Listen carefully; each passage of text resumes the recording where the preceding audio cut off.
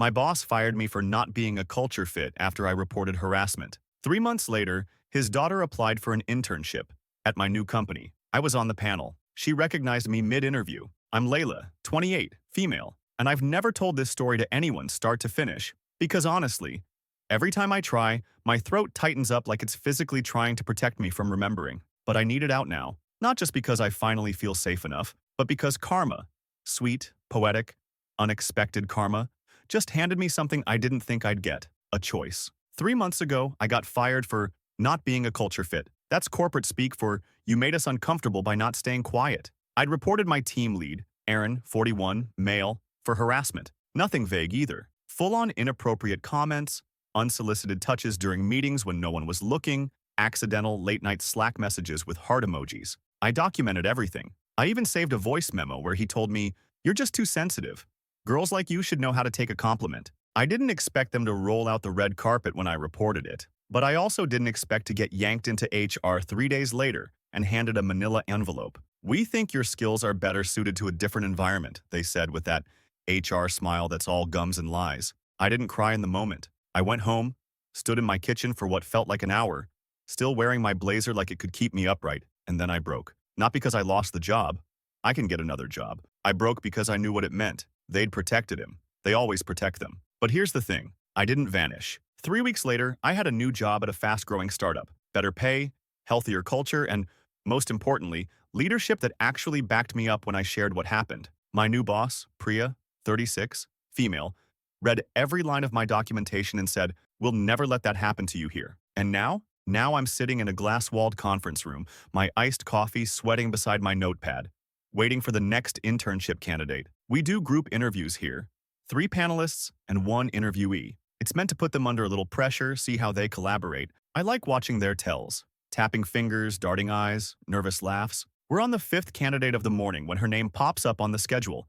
Madison R. Something in my gut twitches. The name feels familiar, and then she walks in. No, strolls in, like she's walking into her father's lake house to demand a new phone. Blonde, confident, manicured. Probably 20, maybe 21. And the second her eyes land on me, she freezes. She knows exactly who I am. I know it too. The moment I see her mouth twitch like she's tasting metal. Madison Reynolds, Aaron's daughter. Her dad is the reason I cried in the back of an Uber last December. The reason I didn't hug my mom on Christmas Eve because I felt so full of shame I didn't want to be touched. And now she's sitting across from me, trying to smile, but her eyes are darting toward the exit like she just realized the building's on fire. She's applying for my team, and I'm on the panel. She tried to recover. I'll give her that. "Hi, I'm Madison," she said, that practiced sorority girl pep in her voice, like it could scrub away the panic flashing in her eyes. But her hands betrayed her. They trembled as she reached for the bottled water on the table. The cap clinked to the floor. She didn't pick it up. My coworker Ryan,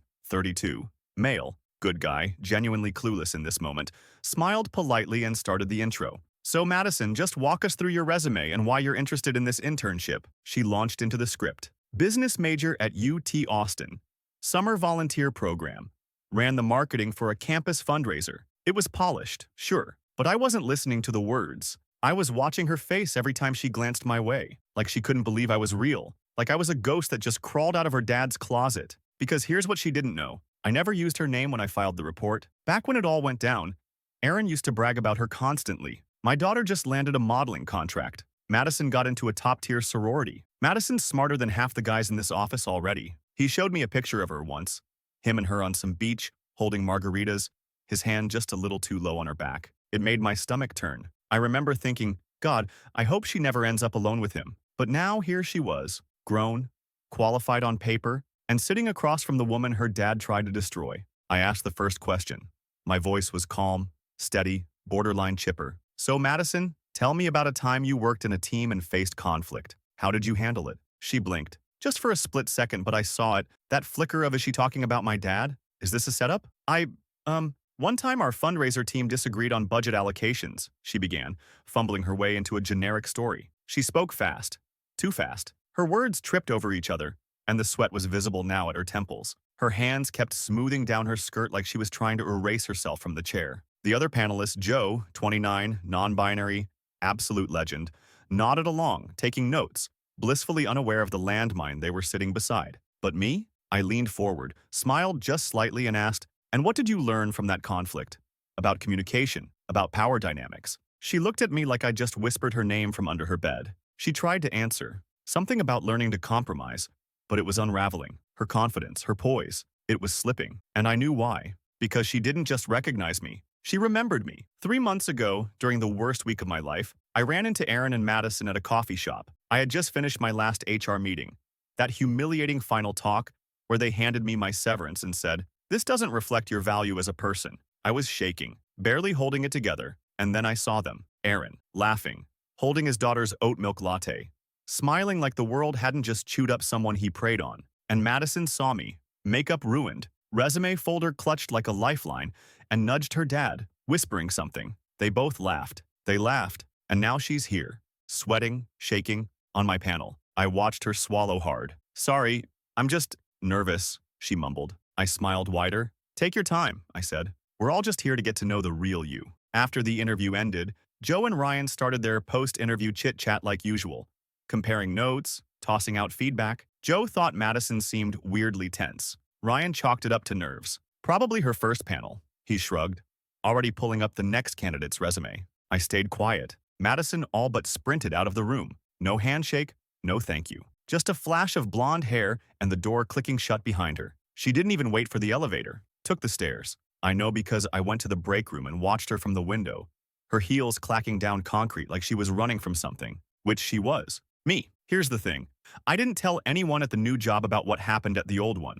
Not in detail, anyway. My boss Priya knew I'd left after a discrimination issue. She didn't pry, just told me, "We've got your back here." I believed her. Still do. But I never said Aaron's name. Never told them that he was regional VP at one of our biggest competitors. Never told them how it ended, with me crying in my car while he walked past like I was a janitor he'd never met. So when I got the internship applicant list and saw Madison R., it didn't click. Not right away. But now it all felt designed. Like the universe had been rewinding this reel just to play it back in front of her. Later that afternoon, my inbox pinged. Subject, Madison Reynolds. Interview debrief. It was from John. "Hey, just flagging something. Madison's body language was super off. She kept looking at you like she knew you. Any history there?" I stared at the email and typed, "Not personally. Her dad worked at my last company. Small world. Not a lie.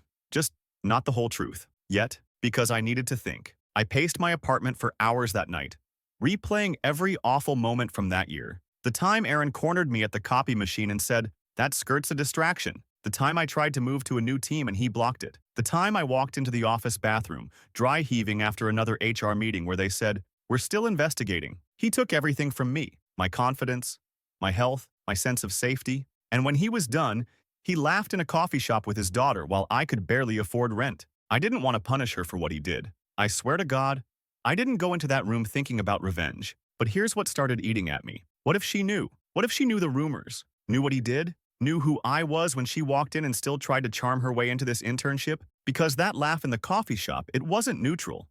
It was cruel, and it came from both of them. The next morning, I printed my old HR report, the full one. Every incident, every screenshot, every email with Aaron's name in bold font like a stain that never washed out. Then I walked into Priya's office, sat down, and said, "There's something you need to know about our latest candidate." Her eyes narrowed. "Which one?" "Madison Reynolds," I said. And then I told her everything. Priya didn't say a word the entire time I talked, not one. She just sat there, spine straight, arms folded, listening. Her eyes never left my face. I laid it all out, Aaron's harassment, the HR cover-up, the way I was pushed out. I handed her the report. She flipped through it slowly, lips pressed into a tight line. Then I showed her the photo I'd found after digging through LinkedIn. Aaron and Madison at some corporate dinner, arms around each other, same fake smiles. When I finished, there was a long silence. I couldn't tell what she was thinking.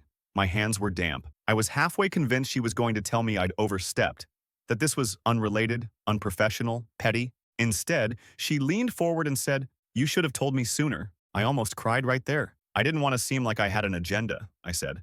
"I didn't want to make this about me." She gave a tight, grim smile. "Layla, this is about you, and what happened to you was bullshit." That word, bullshit, coming from someone in charge, hit harder than any HR memo I ever got. She told me she'd bring it to legal and HR that day. She asked if I'd be comfortable writing a formal statement for the file. I said yes. My hands were still shaking when I walked out of her office. But I wasn't scared. Not anymore. I was done being the girl who gets walked over. I was the one walking into the room now. The next 48 hours were tense. We didn't tell Madison anything. She probably assumed she bombed the interview and ghosted, but the whole building felt like it was holding its breath. Ryan came by my desk at one point and said, "Hey, you okay? You seemed intense during that interview." I just nodded. Long story. Then, on Friday afternoon, Priya pulled me into the stairwell, where no one could overhear, and said quietly, "She reached out, Madison. She wants to talk. Privately." She didn't say why, just that she knows who you are now. My stomach flipped. "She knows?" I asked. Priya nodded. And I told her no. This isn't about her feelings.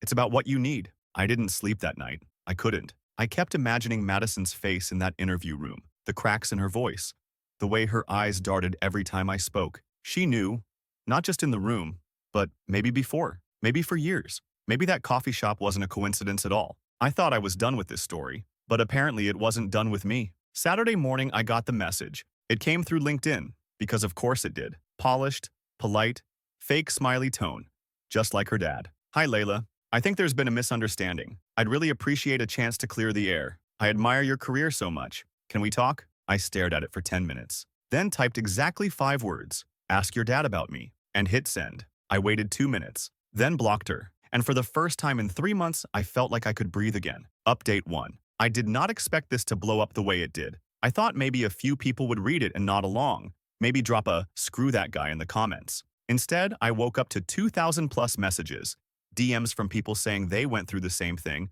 and a couple of y'all going full scorched earth suggesting I publish Aaron's HR file on a billboard or send it to his church. Honestly, tempting period. First of all, thank you. I mean that. The outpouring of support, the rage on my behalf, the dark jokes, I cried reading through them. Not out of sadness, out of relief, because for the first time since this nightmare started, I don't feel crazy.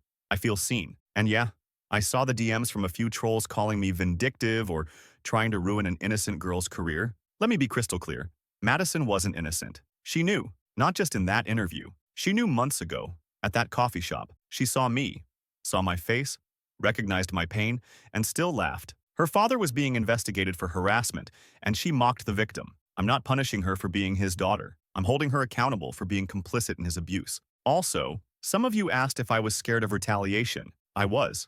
For a long time. That's what abuse does. It teaches you that silence is survival. But silence also lets monsters keep their jobs, their reputations, and their power. Not anymore. Now, here's where it gets insane. Yesterday, Priya forwarded me an email that Madison sent directly to HR after being rejected. It wasn't an appeal. It was a meltdown. A full-on, unhinged, walls-are-closing-in emotional unraveling. She accused us of bias, said the interview was a setup, and then, get this, claimed I had a personal vendetta against her father, who she admitted had some issues in the past but was cleared. He wasn't. He resigned mid-investigation. She begged them to reconsider, offered to switch departments, said she'd take unpaid work just to get in, even tried name-dropping another exec at her dad's old company. She ended the email with, "I'm being punished for something I didn't even do. No apology, no acknowledgement of me.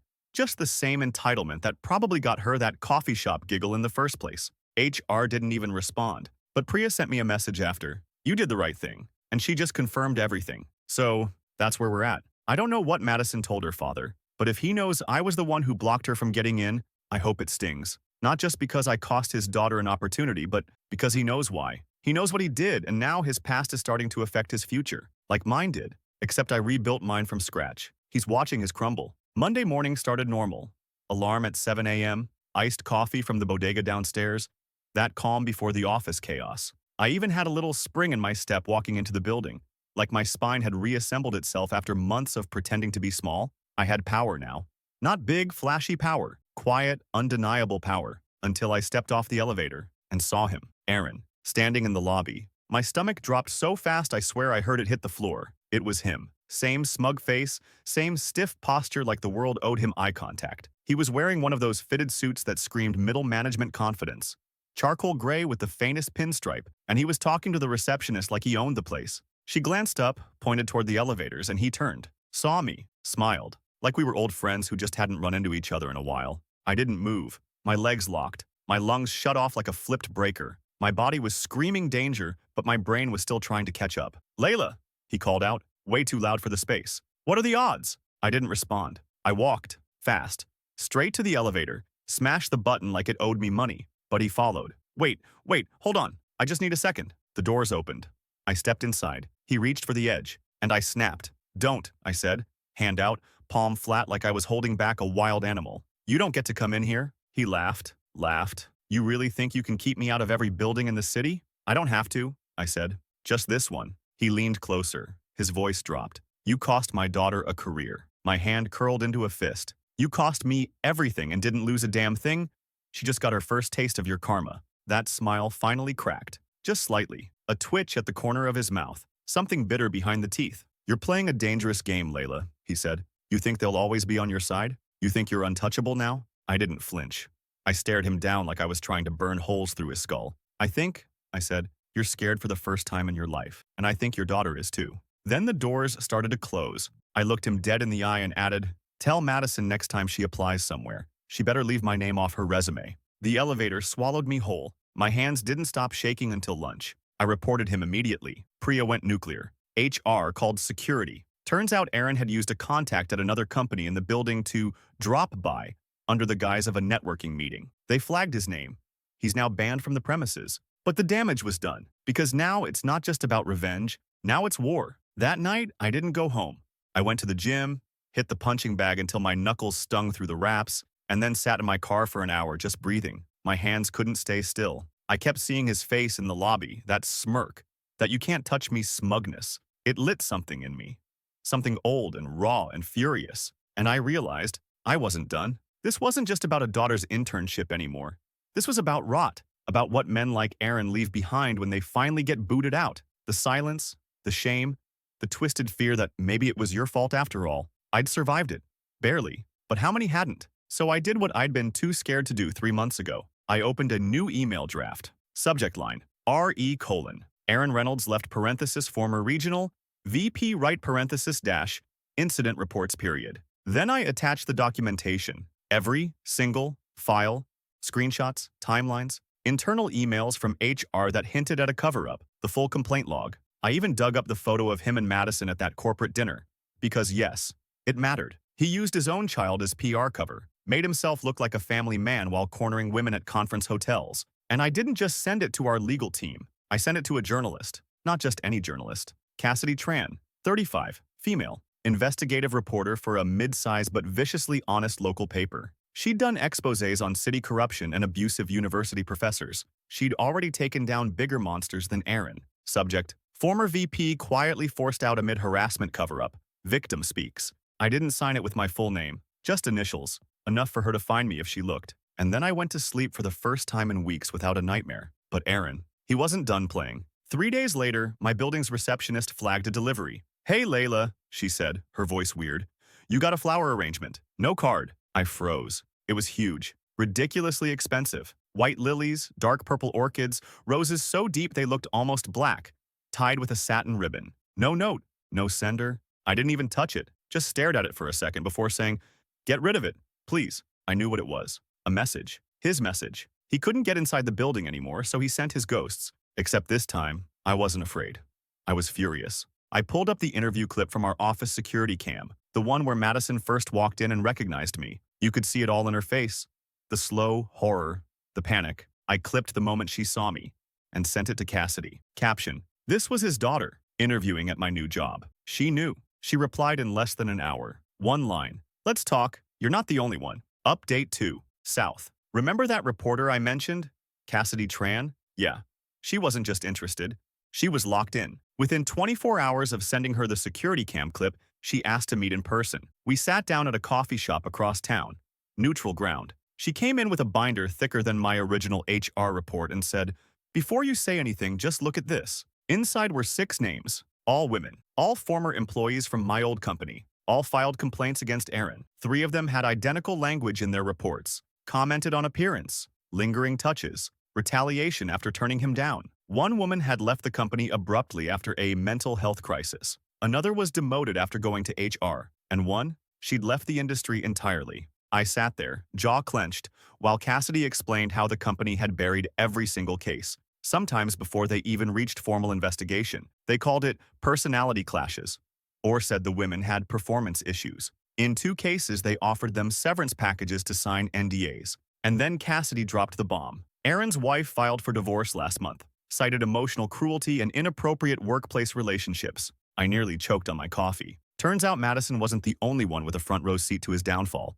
She was just the first to feel the heat. And now, her dad was spiraling. Cassidy planned to publish the story, names redacted for now, but with enough evidence to light the whole damn building on fire. She said, "If you're willing to go on the record, even under an alias, it gives this story teeth." I didn't hesitate. I'd spent too long being quiet, too long making myself small. Aaron already knew it was me. The people who mattered, my new team, my boss, myself, they already saw me for who I was.